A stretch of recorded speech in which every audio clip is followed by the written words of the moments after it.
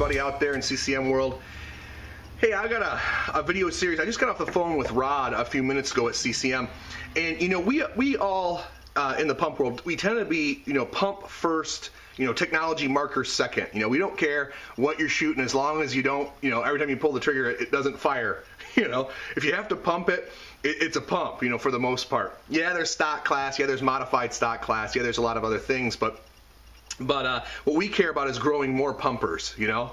That's just how we are. That's how pump tends to be, and how I believe it should be. But a lot of people come over in the pump world from the semi-automatic world, and they're not used to some of the nuances of pump. And so I wanted to go over today, and I want to start this as number one in a series of, you know, you're new to pump. So you're new to pump, you know. You're not a newbie. You're not any of that stuff. If you are new, who cares? We were all new once. It's about understanding a little bit more about the pump world. I'll be using CCM markers just because that's what I shoot. But a lot of these rules, quote rules, or ideas apply to any pump that's out there, okay? The thing I want to cover today is sizing your paint. As you see in the video here, these aren't quite as in frame as they could be. What I've got is a whole bunch of inserts that fit my Deadly Wind barrel down here that I use primarily. This is a CCM barrel here, and it has a sizer as well. I only have one sizer currently right now for mine, and it's a 690, so it wouldn't work very well for this example. But Chipley has a lot of sizers, so use this sizer as interchangeable for sizing paint in this video. In the semi-auto world, what you can quite often do is what we call overboring. You can just pick a bore that's huge. As a friend of mine used to say in tournament paintball, 697 shoots anything. And that's true. You know, if you've got a huge bore that you're using, you know, paint will just drop right through that, you know, very easily, no matter what size it is. From 695 to 675, it'll all fly through there. And when you're using an open bolt design, where the paint is dropping into the breech and is being readied here, and then as the gun is fired, the bolt closes and fires at the same time, this is not a big deal.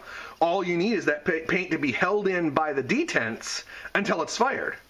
But most pump markers, and I can think of only a couple, and they're very obscure ones to a degree, are not closed bolt, or excuse me, are not open bolt, they're closed bolt. So what happens is, and I want to try to zoom in here and point to something, you have detents inside of your pump markers for the most part. Phantoms aren't necessarily this way, although you can have sizer rings and stuff. Hopefully you can see that down there, and if not, there's another video where you can. In fact, let me take off this feed neck to see if it's a little bit better. There's one detent in there, but all that detent really is doing, hopefully you can see that red one right in there, right there. Okay, all that detent is doing is holding the ball in place before you pump it. See what happens as you pump this marker? It becomes not an open bolt, but a closed bolt. So the ready position of this marker is actually closed bolt. You fire the marker from that position, not from the open bolt position that you're used to with a semi. And because everything's closed off on like an Axe or any of the great guns that are out there that are semis, you don't even see this going on unless you really pay attention. And frankly, a lot of us are just drivers. We're not mechanics, you know. I just want paintballs to go, you know, pew pew pew when I pull the trigger. So this is being fired from a closed bolt design. Now pay attention to what happens here, okay? You have a paintball entering from the hopper. It's being held in place by that detent. See, it won't go forward. But as soon as you push it forward, if you don't have the right sized barrel, it just falls on the ground. Okay? Bad idea. Your ready position now is without a ball. So you see that one guy, it's pumped, so you would take that one good shot, and your paint is laying on the ground 15 feet behind you. It's just it's not a cool thing to have happen. So what you have to do with the majority of pumps out there is size the paint pretty accurately to the gun. So I've got a bunch of bores here set up with the same type of paint, okay? I've got a 675, a 679, a 682, a 684, and a 687. I'll even set the 689 next to it, and I'll drop a ball in there, okay? So this paint's pretty old, so it's a little bit out of round. That's another thing. Fresh paint in a pump gun, man, just spend the extra. You used to have 15 balls behind it, and one of them's gonna hit that dude, especially if he's in the open. In pump, you might not have that, you know? You probably have that one shot. But take a look at it. 695 and the paint just sits on top of it.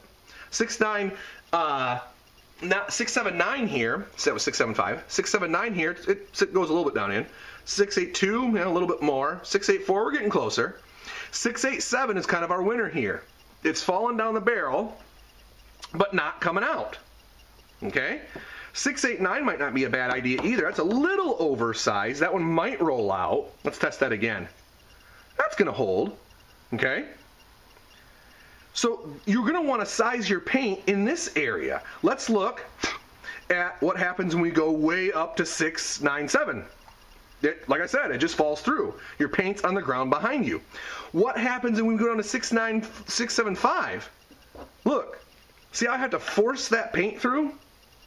If you're getting barrel breaks in your gun and it's breaking right in the breech or right at the beginning of your thing, of your insert, what's going on is the ball's gone this far and it's breaking as soon as you pull the trigger. It's been rammed in this tiny little tube, and it's not sized properly. So we do what's called the blow test. And that sounds just wonderful, doesn't it? But it's not as bad as you might think. You saw me do it just a second ago, but when you put the paint in there, you want it to stop, and you want to blow through it, and you want it to come out without turning blue. So let's check this one out. If I put this in here and then try to blow on it, no good. Not coming out. Just not coming out. Let's try 684. There. 684 is pretty good. It looks like now, well, maybe 687 is a little too big. So I'd probably go with 684 with this paint.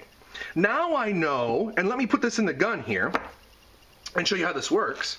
Now I know that when I pump the gun and pull the trigger, the ball's still in there. One, and it's going to be super efficient that way.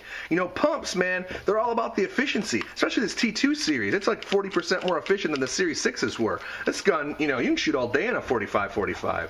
But, so, efficient and accurate, you know? So, okay, we put the ball in now, right? We pump it, and remember before when we tipped it up? That's not happening now. Where it's at is in the barrel, not in the breech anymore. Well, it fell back, but it's right there in the barrel. And when you blow on it, boom, it comes right out. So you've got a good pop on that ball, but not so tight that it's just blowing up, okay? That's one thing to really keep in mind when you're coming from the semi-auto world to the pump world. Size your paint. And don't feel like a fool if you're making mistakes or you're breaking paint. Go ask another pumper, man. We love to show off our stuff. So get a decent barrel kit. I've got something just insane here. This is like way too much. 1, 2, 3, 4, 5, 6, 7, 8, 9, 10. I have to cobble them together. 10 different sizers. That's anal. That's stupid. That's typically something that I do. You don't need all this. In fact, this is a reball insert. But paint's getting smaller, so look out for those inserts. And make sure you're sizing the paint to something that's appropriate. All right? You're not a noob. You're just new to pump, and you're just about ready to mow people's faces off. But pump is hard enough without, you know, fighting your gear. A little bit of knowledge is going to go a long way. All right? So size your paint, and that's my first tip for being new to pump. See you soon.